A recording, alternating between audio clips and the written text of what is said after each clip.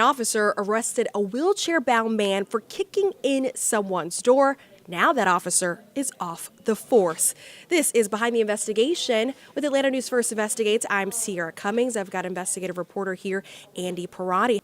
Andy, this story really resonated with so many people in our audience. It did numbers. They were asking, how could something like this happen? Tell us about the story. Well, not only were they asking how did this happen, but they were also asking me to keep digging, which we did, and what you're about to see is a story that I don't think College Park Police expected us to do. What's leading up to, right before what we discovered, leading up right before he resigned. Is this a joke? 41-year-old Charles Reed. I literally can't. I don't have muscle control. I'm not.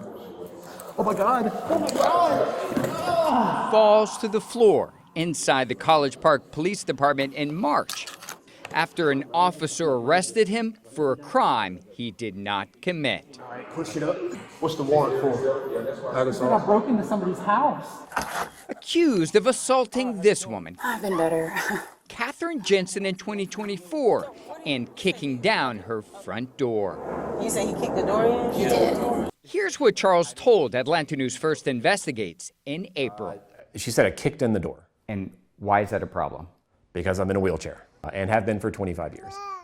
Charles accuses the arresting officer, McKinley Belletti, of failing to properly investigate the crime. Did police contact you at all? No, not at all. Not a single time. The same day Atlanta News First Investigates published its story, the Fulton County District Attorney's Office sent this email to the College Park Police Department dropping Charles's charges, writing he could not have been at the location on the date and time of the incident. Because now it's looking like she might have made a false report. Less than an hour after publishing our story, records show a publicist hired by the city emailed College Park officials writing, this story should fade through the weekend. There is no logical reason for continued media pickup. But we kept digging, uncovering a long list of disciplinary actions against the officer. And something the city knew before hiring him, one law enforcement expert believes should have raised red flags. Records show Belletti previously applied to work with the Atlanta Police Department in 2022, but the city rejected his application for not telling the truth, writing, McKinley Belletti was untruthful when listing an employment date and deliberately omitted a termination. Information shared with College Park Police before he was hired, according to his personnel file. And the fact that I think they would proceed to hire him is kind of the more shocking aspect of that, right?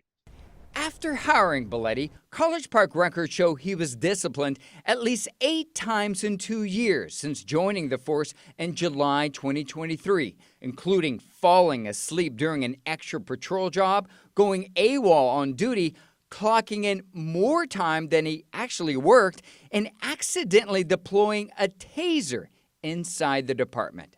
Not one of the disciplinary actions were in response to Charles's false arrest. You get a phone call when you get downstairs? How is this guy a cop? I mean, how is he still working? Austin Handel is a former Dunwoody police officer and vice chair of the Lamplighter Project, an organization that supports officers in whistleblower cases. And even so, you're in a wheelchair that doesn't We asked him to review Charles's case. conclusively prove that you can't force entry into a home.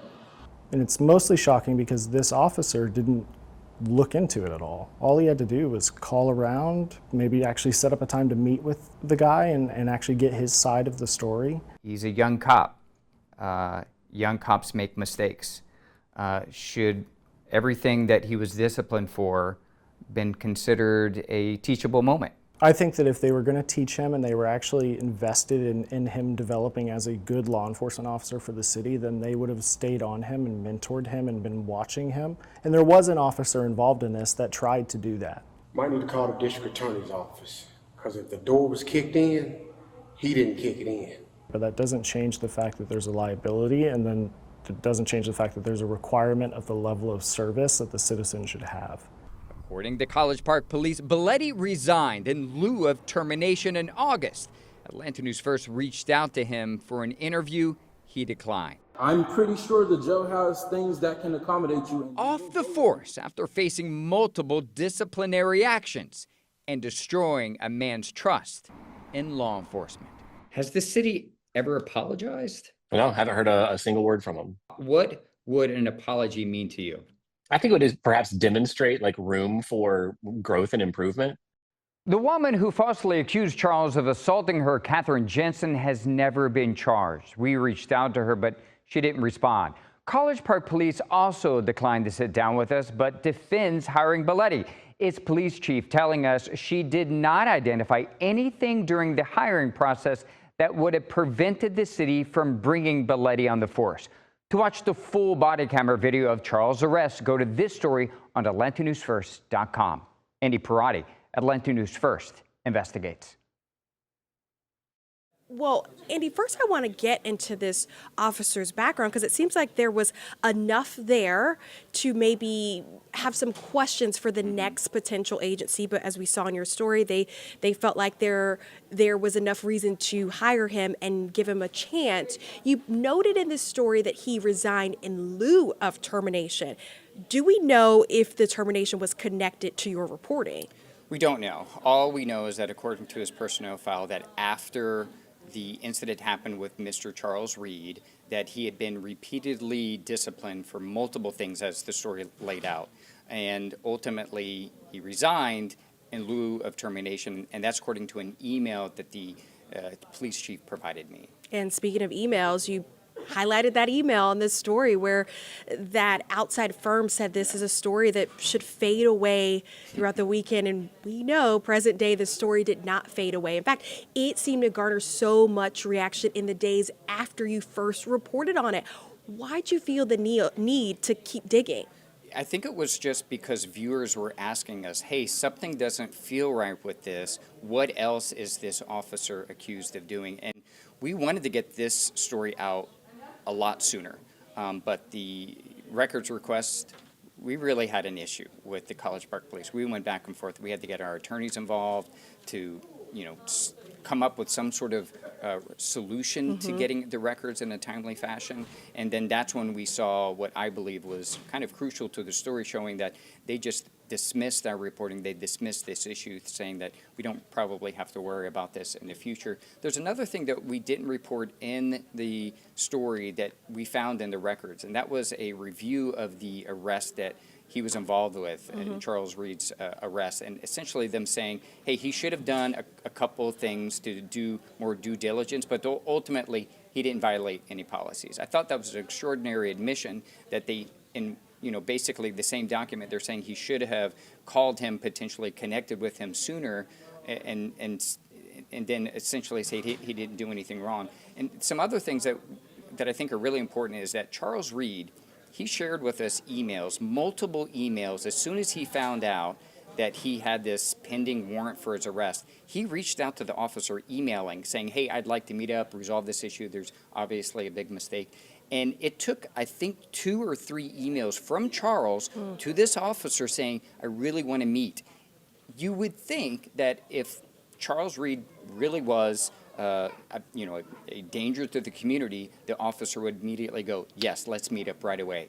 But that didn't happen. He waited weeks to meet with Charles, and then when he finally meets him, he immediately puts him under arrest. The department is saying that officer didn't violate any policy, but it can certainly feel like a violation when you are wrongfully arrested here. Charles says in the story that he wants an apology. It doesn't seem like he has gotten one to date, but I'd love for you did it so well in that first story, but let's just circle back around to that.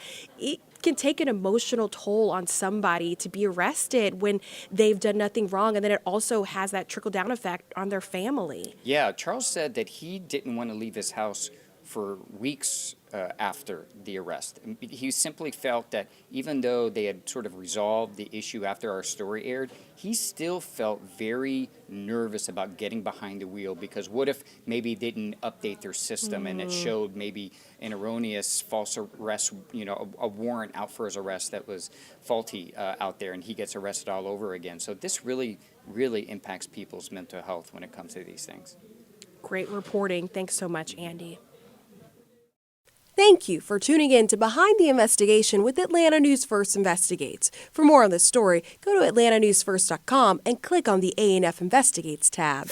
You can listen to more award-winning investigations wherever you get your podcasts by searching Behind the Investigation with Atlanta News First. And tune in Sundays for an hour-long episode of Uncovered, where we highlight some of our biggest investigations that impact our communities.